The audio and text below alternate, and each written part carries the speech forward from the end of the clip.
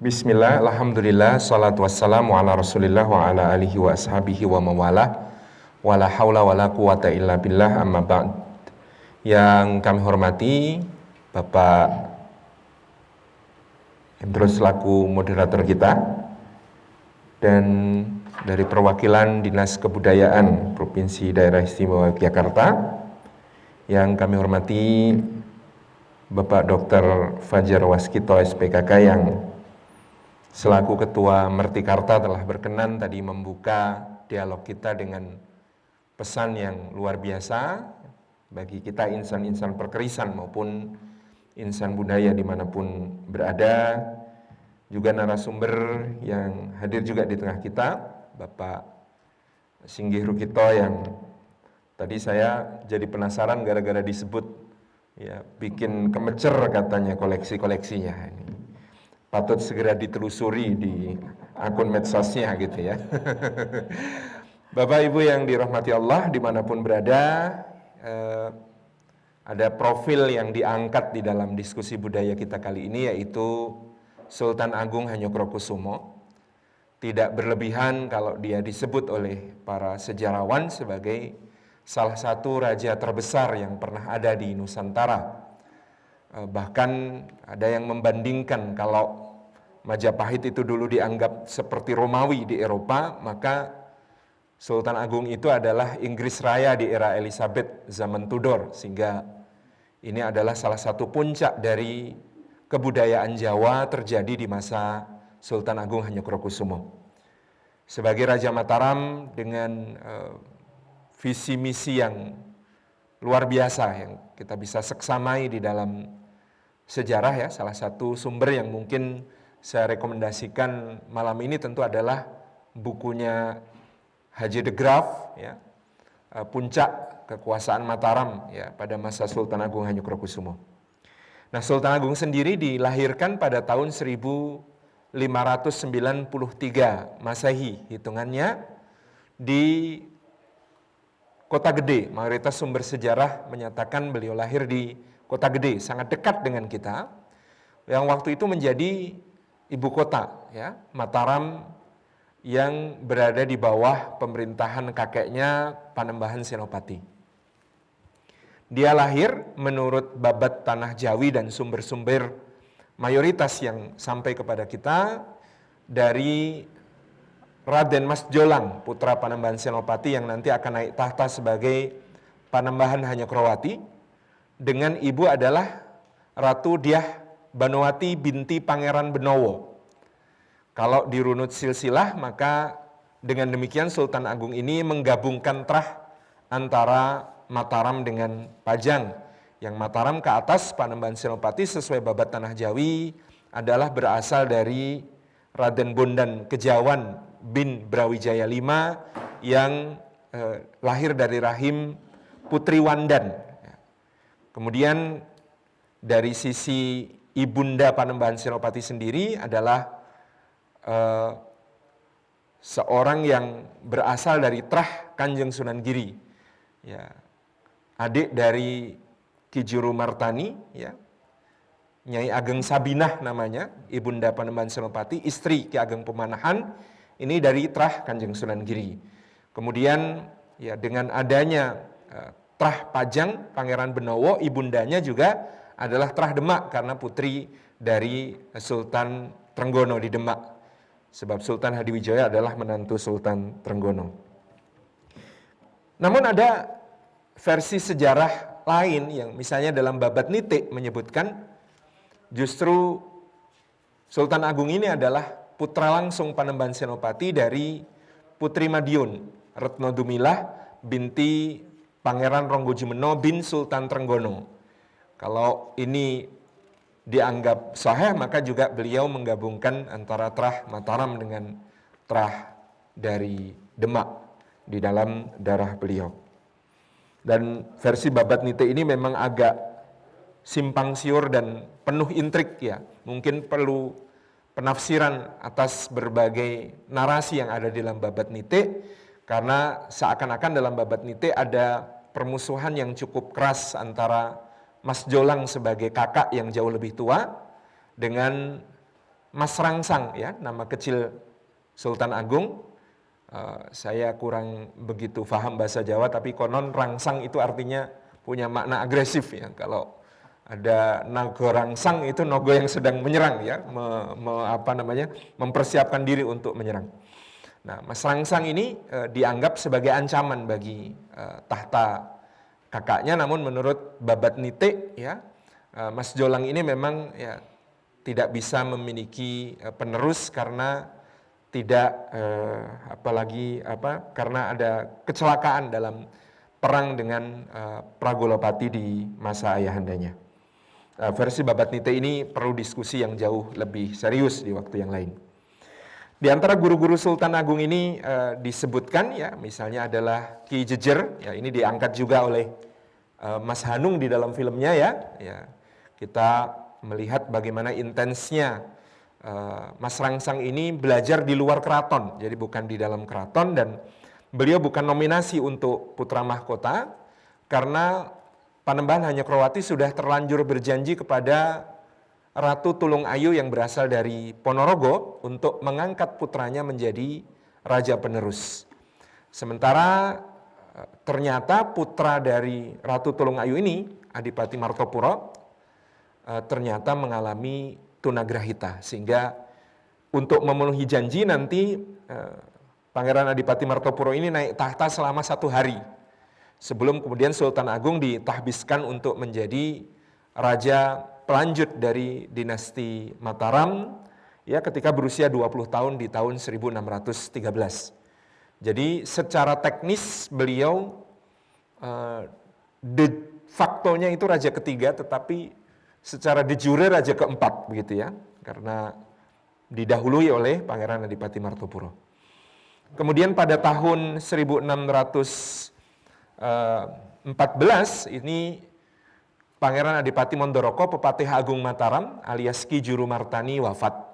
Kemudian digantikan oleh Tumenggung Singoranu ya, menjadi Perdana Menteri beliau yang akan bertahan nanti bahkan sampai akhir masa Sultan Agung dan awal masa Amangkurat. Jadi ini salah satu Perdana Menteri yang paling lama barangkali menjabat. Kemudian pada tahun 1614 ini mungkin salah satu pandangan jauhnya Sultan Agung, beliau mulai membangun ibu kota baru di Karta.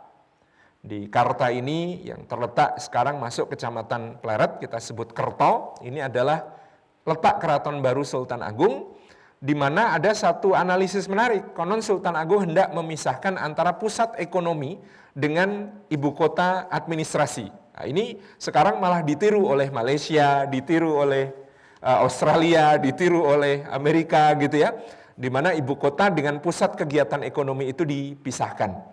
Dan ini menjadi catatan juga yang dikemukakan oleh YB Mangunwijaya dalam Roro Mendut. Keratonnya Sultan Agung itu ramah lingkungan, karena semuanya dibuat dari kayu, hampir semua bagiannya terbuat dari kayu, sehingga kalau kita ke Kerto sekarang mungkin hanya ketemu ompak, gitu ya.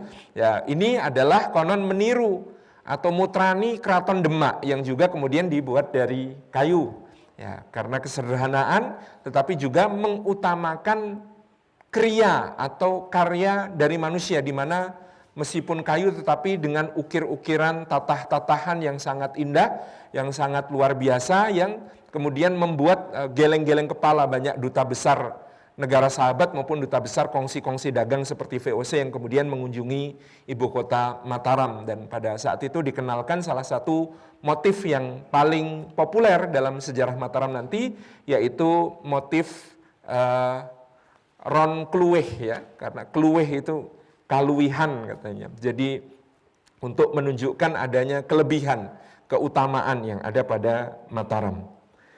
Kemudian kami menampilkan juga gambaran pribadi Sultan Agung menurut beberapa duta besar yang mengunjungi Mataram. Balthasar von Eynhoven ini mengatakan wajahnya Sultan Agung itu keras tapi sekaligus bijak. Seperti kaisar dengan dewan penasihatnya memerintah dengan keras, seperti para raja negara besar lainnya. Dikatakan oleh De Haen pada tahun 1622, Sultan Agung itu badannya bagus, mungkin maksudnya atletis, Kemudian kulitnya sedikit lebih hitam dari kebanyakan orang Jawa. Menurut beberapa analisis mungkin ini faktor darah dari nenek moyangnya ya. Kalau benar bahwa Pangeran Bondan Kejawan itu lahir dari Putri Wandan, maka Wandan itu menurut beberapa peneliti geografis sejarahnya adalah Banda Neira yang ada di Maluku. Jadi ada darah Banda Neira. Ya, kalau menurut Babat kan memang menikahi Putri Wandan itu dalam rangka menyembuhkan sakit ya Raja Brawijaya itu.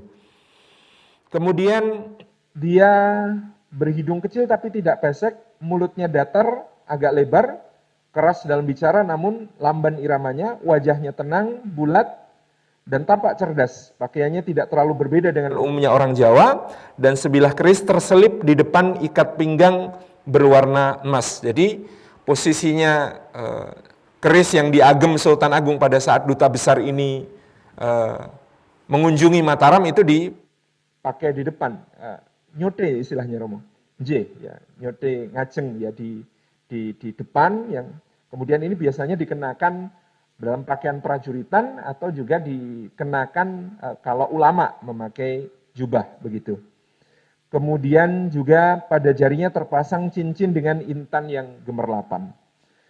Nah, beliau memakai cincin bermata intan gemerlapan dan tegas dan haus ilmu, mempelajari peta dunia, menanyakan nama-nama orang Belanda dan berbagai pengetahuan yang ingin diketahuinya dari semua orang yang datang ke Mataram. Dia bahkan mempelajari huruf Latin dan ingin tahu kosakata-kosakata dalam bahasa Belanda.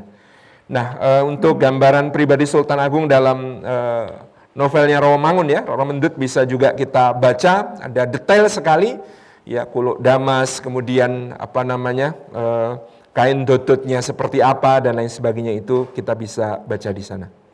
Nah, Bapak Ibu yang dirahmati Allah, rekan-rekan sekalian, Sultan Agung punya cita-cita besar untuk menyatukan khususnya adalah Pulau Jawa. Sebab Jawa ini, ya kata Pak Aidit, adalah kunci gitu ya. Jadi Jawa adalah kunci, sehingga kemudian Sultan Agung merasa Jawa ini harus dipersatukan kembali ya. Mungkin dulu pernah dalam kuasa Majapahit, meskipun juga tidak sepenuhnya karena Pasundan masih berada dalam kemerdekaan Pajajaran pada waktu itu, tetapi menaklukkan Jawa menjadi misi yang terus dia lanjutkan dari apa yang sudah dirintis oleh kakeknya, yaitu Panembahan Senopati. Banyak wilayah seperti Galuh ya, kemudian sampai ke wilayah-wilayah sebagian Bangwetan ya, Madiun terutama, yang sudah ditaklukkan oleh kakeknya, yaitu Panembahan Senopati. Tetapi menurut Haji de Graaf di dalam masa pemerintahan Sultan Agung ya, puncak kekuasaan Mataram itu, Sultan Agung ini di dalam babat banyak mengatributkan pekerjaan yang dia lakukan itu dinisbatkan kepada kakeknya. Jadi sebenarnya dia yang menaklukkan, tetapi entah untuk niat mungkin menghormati nenek moyang, itu disebutkan sebagai sudah dilakukan oleh Eyang Panembahan Senopati. Padahal yang menaklukkan adalah beliau. Tapi ini menjadi catatan besar bahwa bagaimanapun dari semua Raja Mataram, Sultan Agung ini adalah penakluk terbesar. Ya, yang sudah dirintis oleh Panembahan Senopati ya. Ya, konon dulu ketika Panembahan Senopati bersama Adipati Surabaya siap berperang itu, ini juga ada perlambang cerita yang menarik. Kanjeng Sunan Giri itu mengirim utusan untuk bertanya kepada Adipati Surabaya dan Panembahan Senopati, milih isi apa wadah. Nah, Panembahan Senopati ini saking tawaduknya konon mempersilahkan Adipati Surabaya memilih dulu. Silahkan Adi Surabaya memilih terlebih dahulu. Ya, kata Pangeran Jayalengkara ya, Adipati Surabaya pada saat itu, saya milih isi dong. Isi itu lebih penting daripada wadah, maka saya milih isi. Kemudian Panembahan Senopati mengatakan, ya sudah kalau begitu saya dapat wadahnya, saya terima. Ketika santri Giri ini melapor kepada Kanjeng Sunan Giri, wah, Surabaya memilih isi, Senopati memilih wadah. Nah, kata Sunan Giri, sudah benar Senopati memilih wadah. Karena wadah itu negara, isi itu rakyatnya. Nah, kalau punya wadah nanti isinya akan datang gitu ya. Ini katanya salah satu prinsip untuk mau punya pusaka, siapkan dulu wadahnya ya. Nanti insya Allah isinya akan menyusul datang. Nah, ya, meskipun saya tidak selalu sukses dalam hal itu. Karena ternyata pusaka yang bagus itu datang sak wadahnya gitu. Gitu ya.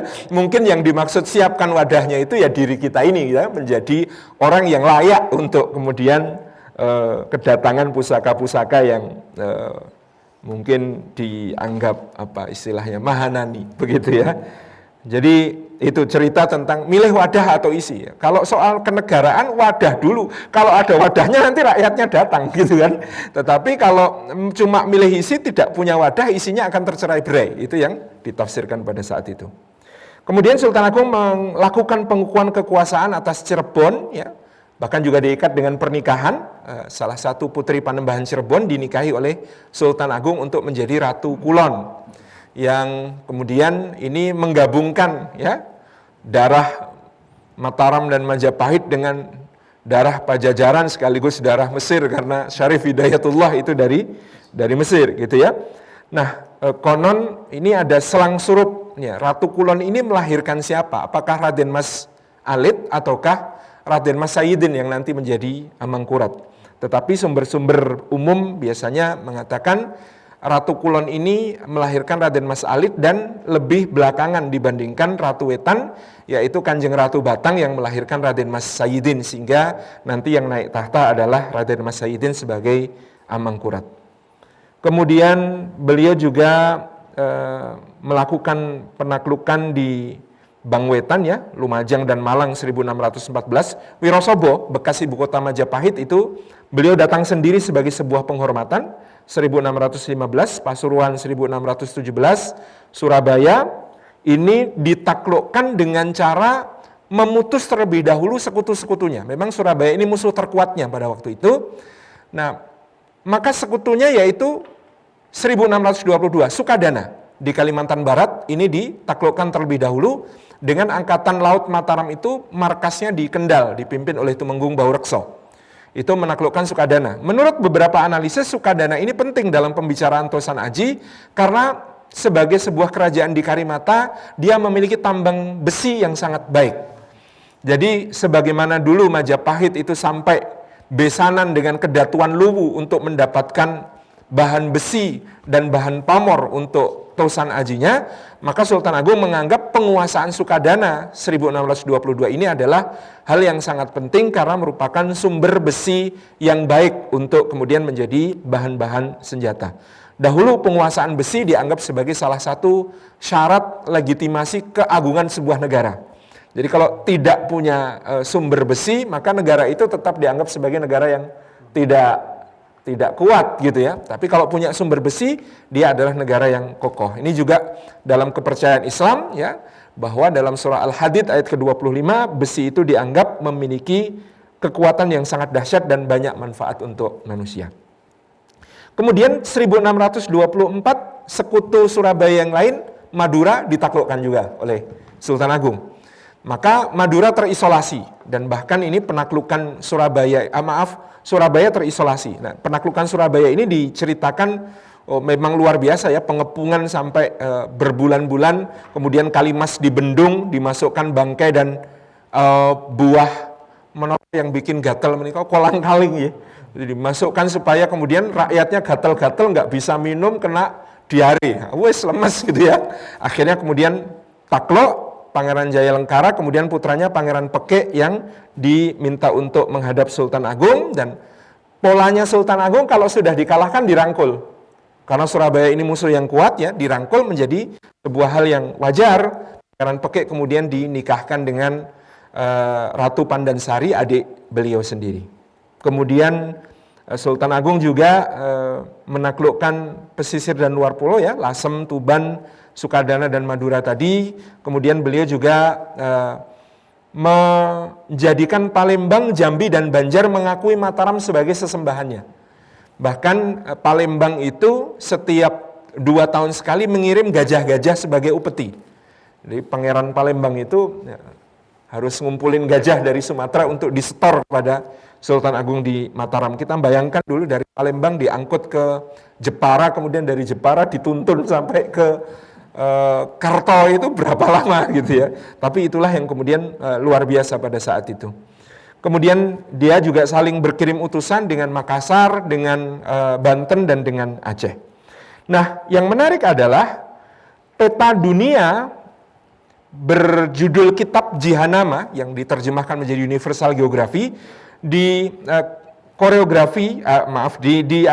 dikumpulkan oleh Ibrahim Mutafarrika pada tahun 1728 dan diterbitkan olehnya di Istanbul. Itu memuat peta yang dibuat oleh Khatib Çelebi Pasha, kartografer utama Ottoman dibuat pada tahun 1653. Di peta Asia Tenggara di Jihanama, saya punya buku aslinya itu scanan kemudian di print dari kitab Jihanama. Ada tiga peta Asia Tenggara yang mencantumkan Pulau Jawa dalam gambar yang sangat jelas, dan dari semua kota-kota di Asia Tenggara yang ditulis dengan logo paling besar di gambar legendanya itu, ini kota terbesar, itu ditulis dalam huruf Arab Mataram. Itu adalah kota terbesar di Asia Tenggara menurut kartografer Utsmani, Khatib Çelebi Pasha, yang membuat petanya pada tahun 1653. Kemudian Sultan Agung ini juga dalam masa pemerintahan beliau, ada masa di mana beliau melakukan masa penaklukan dan ada masa di mana beliau melakukan masa pembangunan. Nah, masa penaklukan ini ya karena pada awalnya Sultan Agung percaya dia adalah Ratu Pinilih untuk menjadi sesembahan seluruh Nusantara. Waktu itu istilah Nusantara tidak terlalu dikenal, tapi masih melanjutkan istilah dari zaman Majapahit, yaitu Dwi Pantara. Kata Dwi Pantara itu, Nusa dan Dwipa itu maknanya sama, tapi lebih sering disebut di zaman itu dengan Dwi Pantara. Dan beliau berusaha untuk menyatukan Jawa sampai akhirnya mengalami batu sandungan yang sangat besar, yaitu VOC di Batavia, yang 2 kali diserbu tahun 1628 dan 1629 beliau mengalami kegagalan. Dan bahkan kegagalan ini nyaris menghasilkan disintegrasi Mataram. Karena pada tahun 1630-31 itu Priangan bergolak, ya. Adipati Ukur yang semula menjadi pemimpin penyerbuan ke Batavia ini karena dianggap Balelo akhirnya memberontak dan perlu ditaklukkan dengan kekuatan senjata yang berat. Ya, Tumenggung Narapaksa dari Mataram itu di dalam babat diceritakan ya gelutnya sama Adipati Ukur 40 hari 40 malam. Itu kayak stamina-nya kayak apa gitu ya. Ya itu kalau ada pusakanya mungkin perlu dicari. Nah, luar biasa. Jadi pemberontakan Ukur ini satu hal yang sangat berat dihadapi oleh Sultan Agung. Ya, kemudian ya akhirnya juga ada pemberontakan di Tembayat ya, yang kemudian harus tumpas juga dengan kekuatan senjata. Tetapi tahun 1633 ada titik balik dalam kehidupan Sultan Agung, ditandai dengan ziarah ke Tembayat. Jadi pasca Tembayat ini didamaikan, kemudian Sultan Agung itu berziarah ke makam Tembayat, dan kemudian sepulang dari Tembayat ini diceritakan beliau berubah. Beliau mengalihkan perhatiannya pada penyejahteraan rakyat dan pembangunan kebudayaan. Jadi kalau melihat zaman Sultan Agung sebelum 1633 itu memang nanti kita akan menemukan catatan sejarawan seperti penaklukan, perang, pertempuran, pemberontakan, penghancuran kota-kota, ya, penderitaan rakyat yang luar biasa. Kota-kota pelabuhan mati dan lahan-lahan pertanian rusak karena ya semua dikerahkan untuk menjadi prajurit perang, tidak sempat ngurusi persawahan. Ini yang menjadi bahkan sempat terjadi wabah kelaparan dan bencana pagebluk ya pada masa Sultan Agung. Misalnya tahun 1624 itu terjadi wabah dan kelaparan yang sangat dahsyat. Nah, dalam masa pembangunan itulah Sultan Agung menghasilkan karya-karya puncak peradaban yang luar biasa. Di antaranya yang bisa kita sebutkan adalah untuk menyatukan pesisir dan pedalaman, ya, kalender Saka yang berbasis matahari diubah menjadi tahun Jawa yang berbasis perhitungan bulan seperti penanggalan Hijriyah, tetapi tetap dengan meneruskan angka tahunnya, sehingga angka tahun Jawa ini menjadi unik. Saat menikah 1956, ya. Saya kalau tidak salah begitu ya, itu adalah kalender Sultan Agungan. Dan saya pernah diberitahu oleh Profesor Thomas Jamaluddin dari LAPAN, bahwa kalender Sultan Agungan ini coba jenengan bandingkan kalender tahun 1970-an sampai tahun 2000. Dibandingkan dengan ru'yat dan hisab, ya. Kalender hisab, kalender ru'yat, kalender Sultan Agungan, maka kalender Sultan Agungan itu presisinya lebih tinggi terhadap ru'yat daripada kalender yang kemudian hisab. Ini yang menarik dari kalender Sultan Agung ini. Nah, problem kemudian terjadi karena dulu itu penanggalan matahari itu nandai musim gampang. Nah, karena peredaran matahari itu yang mempengaruhi musim, maka sejak penanggalannya jadi penanggalan bulan, itu untuk noto musim jadi repot. Sehingga Sultan Agung menginvensi satu sistem baru namanya Pranoto Mongso. Jadi ini penemuan atau inisiasi beliau terhadap mengatasi karena kalendernya sudah tidak bisa dipakai untuk menentukan mongso, le tandur kapan, le panen kapan, dan lain sebagainya. Ini yang kemudian memajukan pertanian. Nanti akan dikodifikasi ya di zaman-zaman berikutnya dengan beberapa pustaka yang kemudian ditulis pada masa Ba'da beliau. Kemudian Sultan Agung juga mengirim para prajurit Mataram untuk membuka lahan-lahan persawahan di Jawa Barat, mengubah sistem pertanian dan menjadikan Kerawang hingga Cianjur menjadi lumbung beras sampai saat ini. Jadi lumbung beras nasional yang ada di Jawa Barat itu karya Sultan Agung. Karena dulu Jawa Barat itu bukan persawahan, masih perladangan. Jadi Sultan Agung itu bapak berasisasi Nusantara karena beliau yang mengembangkan padi sampai ke Tatar Pasundan, ya. Sebelumnya tidak seperti itu. Nah, dulu niatnya Sultan Agung adalah ini untuk persiapan penyerbuan berikutnya ke Batavia dan Banten untuk penaklukan, tapi beliau keburu wafat sebelum rencana itu dieksekusi.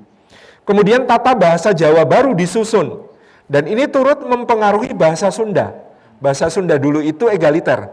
Gara-gara Sultan Agung ada undo, ada usuk, ada unda, ada usuk, ada bahasa Jawa, bahasa Sunda tinggi, ada bahasa Sunda untuk kebanyakan. Kemudian mempengaruhi bahasa Banjar, mempengaruhi bahasa Palembang. Maka kosakata Palembang itu Jawanya banyak sekali. Kemudian mempengaruhi bahasa Jambi. Sampai sekarang orang Jambi, orang Palembang, orang Banjar, O-nya ong legeno kayak bahasa Jawa Mataraman. Karena bahasa Jawa sebelum era Sultan Agung konon itu Hana Caraka Data Sawala pada jayanya Maga Badanga. Konon Sultan Agung itu karena ketika belajar ngaji seneng ada ko, go, to, go. Oh, itu kok enak gitu ya. Kemudian menjadi ngelegeno. Makanya bahasa Jawa yang lebih mendekati aslinya itu konon bahasa ngapak ya. Orang ngapak, orang kepenak ya.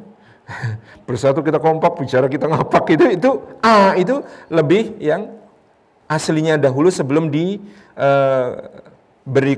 satu inovasi oleh Sultan Agung.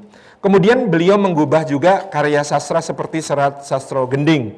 Kemudian beliau membakukan tata kota Jawa ala Sunan Kalijogo ya, yang disebut sebagai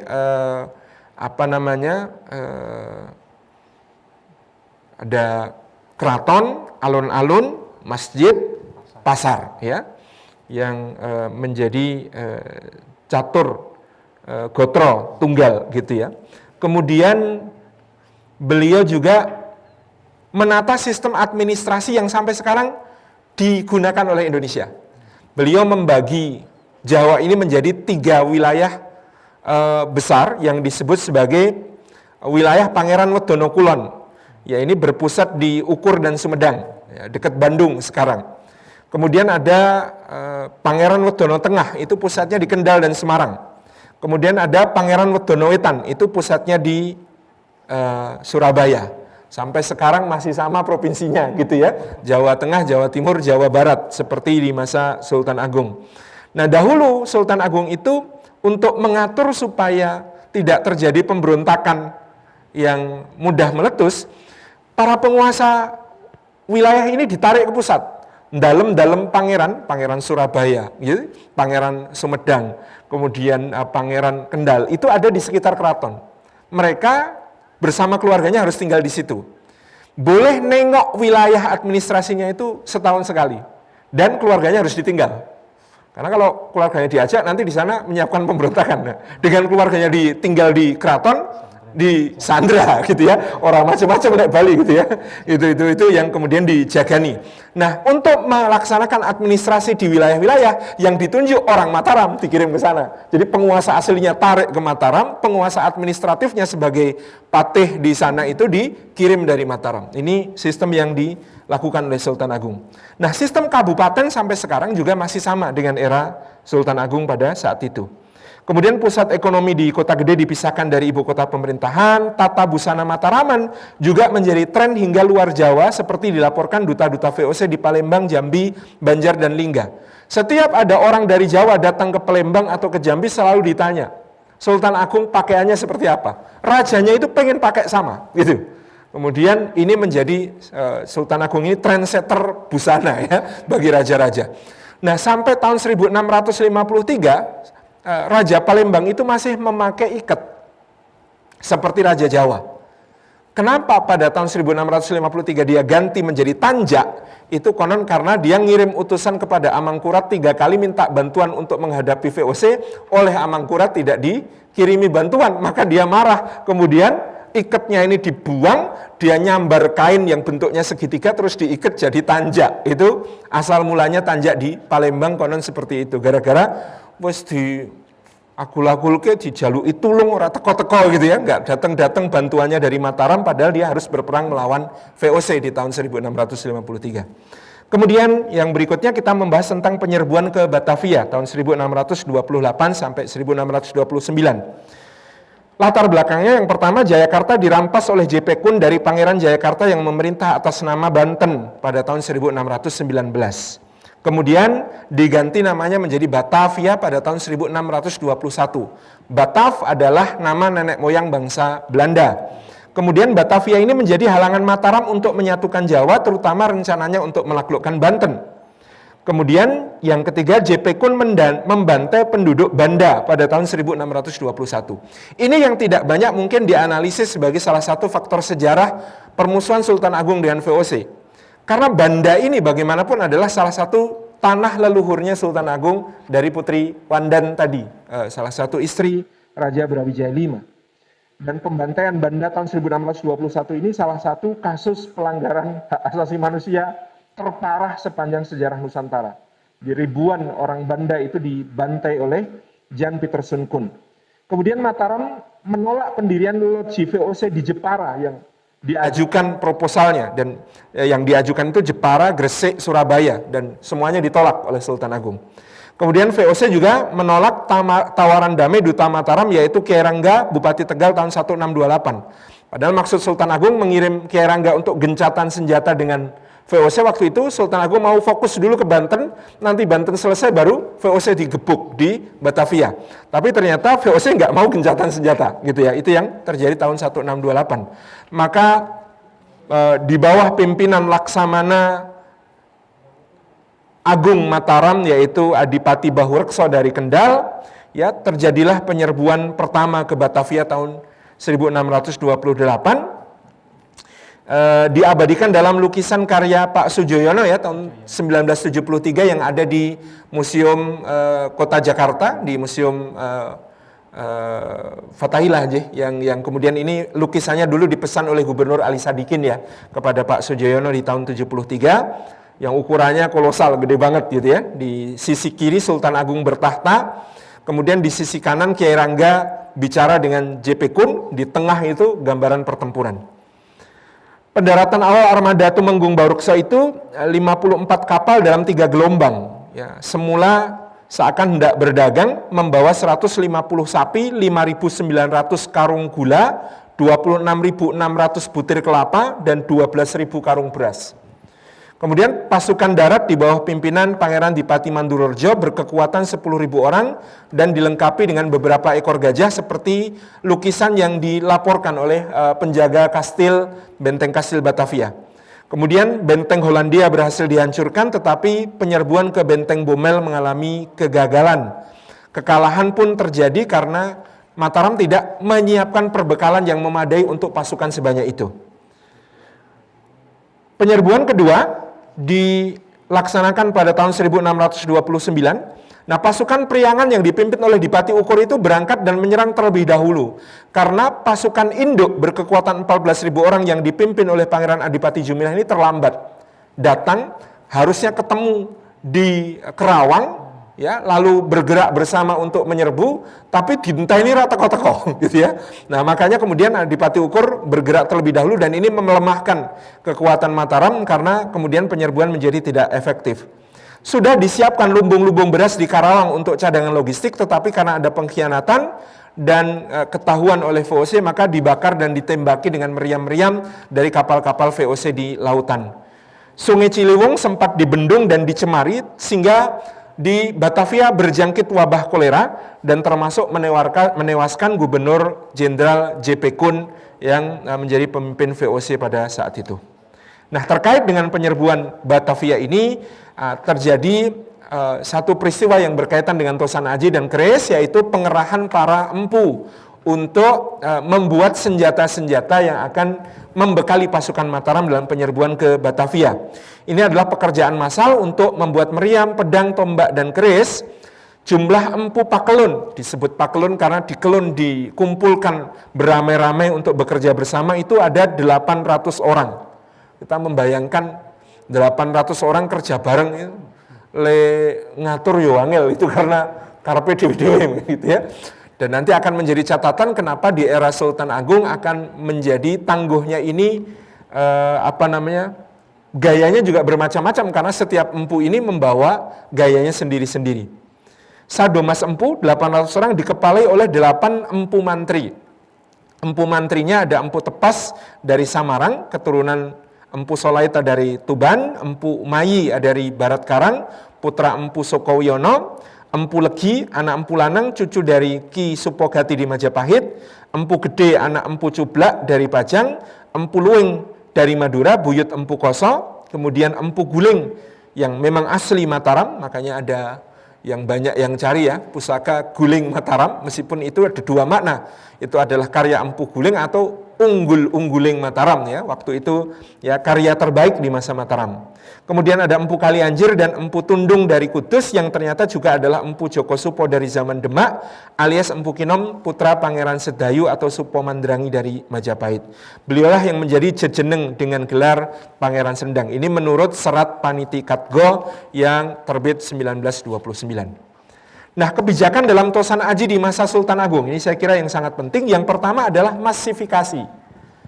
Diceritakan bahwa keris, tombak, dan pedang yang semula hanya dimiliki oleh kaum bangsawan, dan kalau ada prajuritnya yang mau maju, baru kemudian dikeluarkan untuk dipakai, ini kemudian sekarang seluruh rakyat boleh memiliki senjata-senjata tersebut.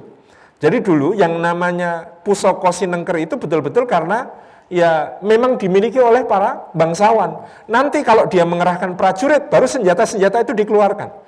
Jadi kita bisa membayangkan seorang pangeran penguasa itu punya senjata banyak, tetapi tidak dipegang oleh rakyat yang akan menjadi prajurit sukarelanya sewaktu-waktu. Baru nanti kalau ada pengerahan untuk bergerak ya, kalau di bukunya Anthony Reid itu kita bisa melihat satu peta menggambarkan berapa prajurit sukarelawan yang bisa dikerahkan oleh Sunan Amangkurat. Jadi kalau di total itu 500.000, Mataram itu bisa mengerahkan prajurit sukarelawan itu. Di dekat ibu kota Pleret 200.000, di Surabaya 100.000, di Cirebon 50.000, di Madiun 50.000. Ya, kalau di total dari seluruh wilayah itu kira-kira 500.000. Ini besarnya kekuatan yang ada pada zaman tersebut. Kemudian masifikasi ini tentu akan menjadi salah satu konsekuensi kenapa sekarang orang dengan mudah menangguh ya masa Sultan Agung ini tangguhnya cirinya begini, tetapi tentu di masa Sultan Agung itu ada level-levelan gitu ya. Ada memang produk lebet ya, garap lebet yang khusus untuk keluarga raja, untuk para pejabat, sampai kemudian keris-keris yang kemudian untuk tadi. Karena ada masifikasi keris yang mungkin diciptakan atau dikaryakan dengan agak dipercepat karena menjelang perang tadi. Setelah Arab perang ya aja suwe-suwe leng gawe gitu ya. Nah, leng gawe kaya keris empu gandring empune mati kabeh nanti enggak jadi-jadi gitu ya. Karena ini mengejar target ya untuk perang, maka ada produk massalnya pada saat itu. Kemudian selain masifikasi, kebijakan yang lain adalah apresiasi. Keris ini menjadi wahana apresiasi di mana keris-keris yang sudah ada ya itu oleh Sultan Agung diberi penanda dengan tinatah. Ya, saya menggunakan kosakata tinatah karena konon kata dasarnya tatah. Kalau kinatah kata dasarnya nanti repot ya. Karena kinatah ya berarti kathah itu, kathah emasipun, kathah reginipun. Nah, ini para lurah prajurit sampai prajurit biasa menerima ganjaran tombak atau keris yang diserasah emas, gambarnya sodo sakler atau bergambar sapit landak dan juga trisulo. Sebagai pimpinan pasukan dan wedono kliwon dapat ganjaran pusaka yang ditinatah emas berupa lunglungan dan ron-ronan. Para perwira prajurit, penewu mantri, ganjarannya pusaka-pusaka yang ditinatah emas gambar gajah dan singo. Para putra kerabat atau pepatih dalem, ganjaran pusakanya ditinatah lung anggrek, singo barong atau manglar mungo. Ini diantara beberapa bidang apresiasi dan ini sekaligus menjadi penguatan estetika. Jadi tidak diherankan ada pemuliaan pada zaman itu, kerisnya Tangguh Mojopahit tetapi tinatahnya era Sultan Agung. Ini sangat mungkin karena ganjarannya tadi memang ditinatah emas gitu ya oleh dawuh dalem, jadi dawuh Sultan Agung. Kemudian ada stratifikasi tadi ya, yang produknya jadi massal banyak, tapi kemudian ada level-levelnya. Jadi ada yang keris untuk siapa ini menjadi berbeda-beda dan mulai ada awisan. Ya, kamu nggak boleh pakai ini kalau levelmu belum sampai sini dan lain sebagainya. Kemudian keris di masa Sultan Agung juga menjadi penanda aliansi dan persahabatan. Dalam persekutuannya dengan Raja Goa, ya Sultan Alauddin, Sultan Agung ini menurut Anthony Reid di dalam bukunya mengirim tukang tatah emas dari Mataram ke Makassar. Tukang tatah emas yang serupa juga dikirim ke Palembang. Maka kalau ada kinatah atau tinatah dari Makassar dan Palembang di zaman Sultan Agung, itu levelnya juga memang level seperti yang Sultan Agung punya, tentu ya tidak sedidik gitu ya. Nah, ini adalah negara sahabat atau negara vasal gitu ya. Jadi mungkin banyak juga tinatah Palembang era Sultan Agung yang bagus-bagus atau tinatah dari Makassar era Sultan Agung yang bagus-bagus karena memang tukang tatahnya dikirim dari Mataram. Pangeran Sidoing Kenayan dan penguasa Jambi, Pangeran Kedah Abdul Qahar ini mendapatkan hadiah keris sebagai penanda kesetiaannya sebagai vasal.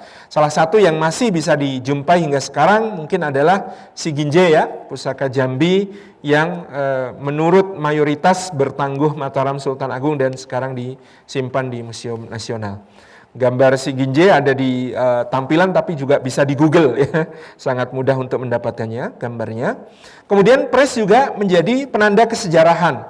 Ya, yang sudah sangat terkenal adalah tinatah gajah singo, ada gajah giwar singo ngero yang melambangkan ya keberanian prajurit Mataram, ya singa lambang Mataram dan gajah lambang Kadipaten Pati dalam cerita Bedah Pati yang sebenarnya cerita Bedah Pati itu disesali oleh Sultan Agung karena ada fitnah ya yang dialamatkan kepada adik iparnya sendiri ini. Jadi Adipati Pragola II dari Pati ini adalah adik ipar Sultan Agung sendiri. Ternyata ada seorang Temenggung Eranata ya namanya Temenggung Eranata yang menjadi provokator di antara kedua beliau. Makanya kenapa ada pertanyaan, loh Bedah Pati itu 1626 1627, tetapi Gajah Giwar Singonggero yang kalau dibaca sebagai sengkalan itu Gajah Singo Keris Tunggal itu merujuk angka 1558 yang kalau dibaca menjadi tahun 1636. Berarti Gajah Singo ini baru diberikan sebagai penanda penghargaan 9-10 tahun setelah kejadian dari Bedah Pati yang tercatat sejarah. Nah mungkin nyeselnya lama, baru kemudian setelah itu ya wes lah yang berjasa termasuk dalam cerita adalah Tumenggung Wiroguno itu yang kemudian mendapatkan penghargaan-penghargaan ini. Kemudian ada pula tinatah lain yang mungkin bisa ditafsir sengkalan juga seperti Singo-Singo, Banteng Singo, Singo Turonggelar, Singo Maheso dan banyak Sajodo dan lain sebagainya. Salah satu foto yang saya tampilkan adalah tinatah gajah singo yang kemudian menjadi koleksi kagungan Bapak Haryono Haryoguritno ya. Karena saya lihat ternyata tinatah gajah singo ini juga ada level-levelnya. Ada yang tinatah gajah singonya itu besar dan ditandai dengan lung-lungan di sekitarnya. Ada yang kecil dan kemudian juga lungnya lebih sederhana dan lain sebagainya. Kemudian ada juga ditemukan tinatah singo-singo yang singonya itu yang kanan singo Mataram tapi yang kiri itu posisinya mirip singa Belanda. Nah, apakah ini adalah juga penanda historis penyerbuan ke Batavia? Nah, ini menjadi sebuah objek penelitian menarik berikutnya. Kemudian kita bicara tentang tangguh keris di era Mataram Sultan Agung, itu disebutkan kalau di Pak Bambang Harsri Nuksmo, pasikutannya Demes. Ya, Demes itu ya kata bahasa Jawa yang maknanya luas ya. Serasi, menyenangkan, tampan, enak dilihat, pokoknya apa ya? Ya Demes gitu ya. Susah itu diterjemahkan. Nah, kemudian ada kata-kata besinya mentah. Nah, saya kok berprasangka baik ya, besi mentah ini mungkin ditemukan pada keris-keris era Sultan Agung, tentu level tertentu, tidak semua level. Yang besinya mateng waswan juga saya kira banyak gitu ya. Apalagi yang kemudian level pusaka garap yang diperuntukkan bagi raja, sentono maupun para pejabat tinggi. Kemudian disebutkan pamornya Mubyar. Kalau ini kita bisa menemukan ya karya-karya Kinom misalnya. Itu pasti ditandai dengan pamor yang begitu penuhnya, dengan sifat-sifat pamor yang ada bagian yang ngintip, ada yang ngakodiat, deling ya, yang berbeda-beda. Ini adalah satu penanda kemakmuran yang luar biasa karena bahan untuk pamor tentu pada zaman tersebut sangat terbatas, tidak seperti sekarang bisa pesen katanya knalpot begitu ya. Pada zaman itu tentu jumlah bahan pamor jauh lebih terbatas, tapi kalau pesanan dalam tentu yang menjadi bahan material besi maupun pamornya selalu sangat istimewa. Kalau menurut Pusaka Jawi dari Java Institute 1928, gonjo sebit rontal keporo landung, gandek panjang miring, sogokan panjang luwes, ya, pamor Mubyar nyaloko, salaka itu perak ya kalau tidak salah. Nyaloko itu berarti seperti perak, pamornya Mubyar seperti perak. Kirang wojo ya, titih corok, loipun sedeng. Loipun sedeng kemudian gerayangannya lumer ya. Kemudian tangguh Sultan Agung akan menjadi standar pembanding tangguh-tangguh lain dalam kawruh dan kepustakaan selanjutnya. Jadi kalau ada tulisan-tulisan tentang kawruh maupun kawruh yang secara lisan digedok tularkan dari dulu sampai sekarang tentang keris, nanti akan menyebut nyuwun sewu bahkan menangguh yang lebih tua. Misalnya dedekipun kirang. Apa yang dimaksud dedekipun kirang? Pembandingnya adalah selalu Mataram Sultan Agung. Loipun kembo. Dibandingkan siapa? Sultan Agung. Apa segala hal yang kemudian disebut di dalam pustaka-pustaka selanjutnya tentang berbagai tangguh keris itu adalah pembanding standarnya adalah era Sultan Agung. Kemudian disebutkan juga pada era Sultan Agung, Empu Kinom menggagas keris untuk diserasa emas dalam motif yang sangat inovatif, bermacam-macam. Membuat varian Nogo Sosro Luk 13, kemudian ada cerita tentang Nogo Sosro dipadu dengan sabu inten menjadi Nogo Luk 11. Kemudian ada Nogo Siluman, Nogo Welang, Nogo Kike, Nogo Sariro, Nogo Topo, Nogo Lare, dan berbagai macam variannya ini. Ini catatan yang kita dapatkan. Kemudian di sini nyuwun sewu saya menampilkan beberapa foto saja sebagai contoh ya, tangguh era Sultan Agung seperti Kanjeng Kiai Nogoruci ya.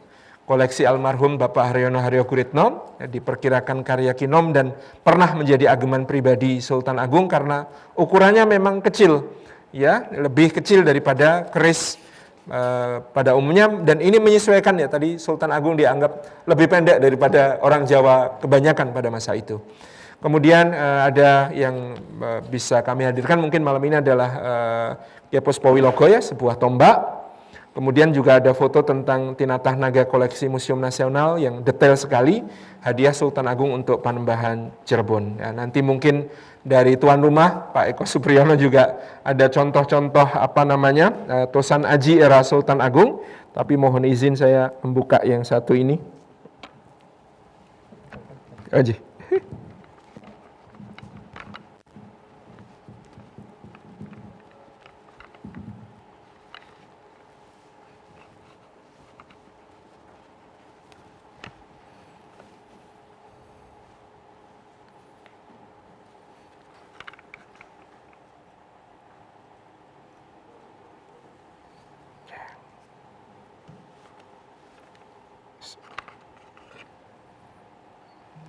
Ini yang ada di fotonya yang kami cantumkan ini adalah yang diberi gelar Puspo Wilogo. Puspo itu kalau tidak salah bunga, Wilogo itu di dalam peperangan.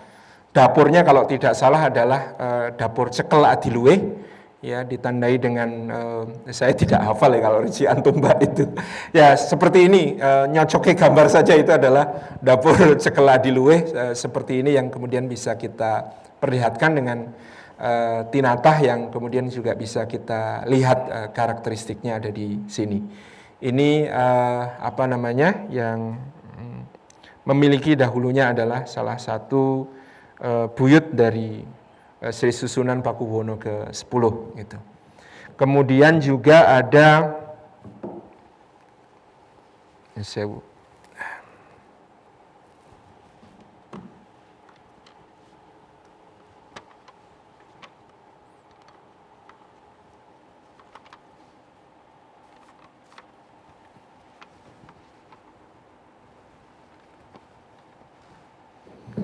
sampel pedang yang juga di Tangguh Sultan Agung. Saya itu manut sama yang paling pitedah dalam soal tangguhnya.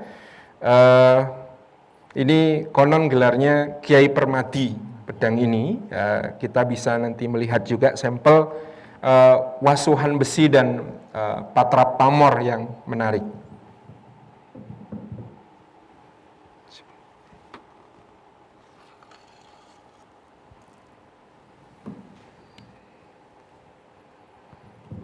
Jadi ini sebilah pedang cengkrong ya, dengan pamor seperti ini mungkin apa namanya nanti bisa kita jadikan satu objek studi. Ya intinya ya tugas saya mengantarkan diskusi malam hari ini. Nanti yang lebih pono kawruhnya ada banyak hadir di sini, ada panjenenganipun Sohibul Bait Pak Eko Supriyono dan para sesepuh yang lain. Insya Allah mudah-mudahan bisa memberikan berbagai jawaban yang menarik dari apa-apa yang bisa kita bahas pada malam hari ini. Matur nuwun, itu yang dapat kami sampaikan, Pak. Mudah-mudahan bermanfaat. Matur nuwun, wassalamualaikum warahmatullahi wabarakatuh.